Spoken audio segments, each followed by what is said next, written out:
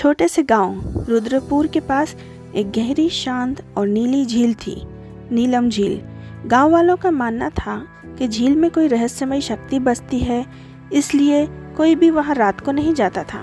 लेकिन एक दिन एक अनजाना युवा गांव आया। उसकी आंखों में कुछ अलग ही चमक थी। उसका नाम था अर्जुन।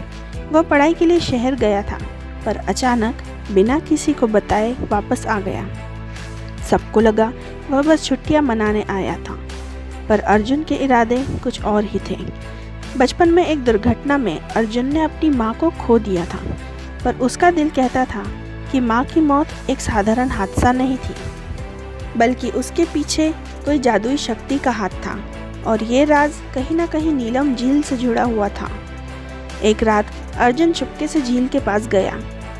हवा ठंडी थी और झील का पानी चांदी की तरह चमक रहा था।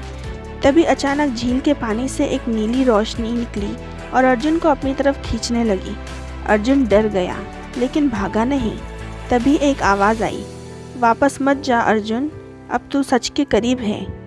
यह आवाज़ किसी और की नहीं बल्कि उसकी माँ की आत्मा की थी। उस रात अर्जुन को एक सपना आया। सपने में उसकी माँ ने उसे बताया कि झील में एक पुरानी रक्षक आत्मा बसती थी, जो कभी गांव की रक्षा करती थी। लेकिन सालों पहले एक काली जादूगरनी ने उस शक्ति को कैद कर लिया था। अर्जुन की माँ ने उस जादूगरनी से लड़ते हुए अपनी जान दे दी थी। अब वही शक्ति अर्जुन के अंदर जागने के लिए तैयार थी। अर्जुन को पता चला कि गांव के एक साधारण से दिखने वाले बाबा त्रिलोचन असल में उस जादूगरनी के सेवक हैं।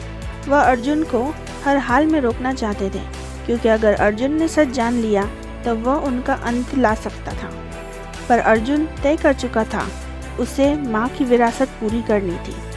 एक अंधेरी रात अर्जुन झील के पास पहुंचा। वहां बाबा त्रिलोचन पहले से ही इंतजार कर रहे थे। इनके साथ थे 3 अजीब प्राणी, अंधेरे से बने राक्षस।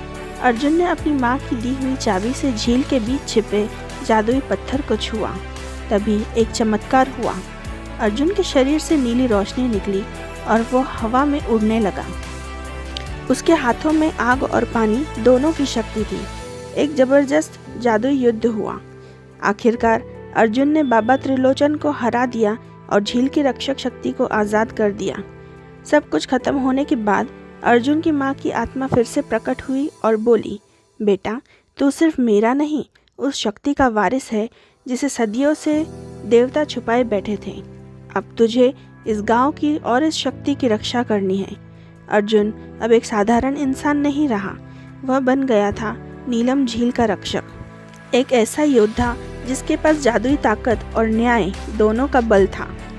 कुछ साल बाद एक छोटी सी लड़की झील के पास खेल रही थी। तभी झील से नीली रोशनी फिर निकली, पर इस बार आवाज़ आई, अब अर्जुन नहीं, कोई और जागा है। झील का रहस्य खत्म नहीं हुआ था, यह तो बस एक नई कहानी की शुरुआत थी। अगर हमारी कहानी अच्छी लगी हो और पार्ट 2 देखना चाहते हो तो चैनल को लाइक, शेयर और सब्सक्राइब कीजिए और बेल आइकन को प्रेस कीजिए।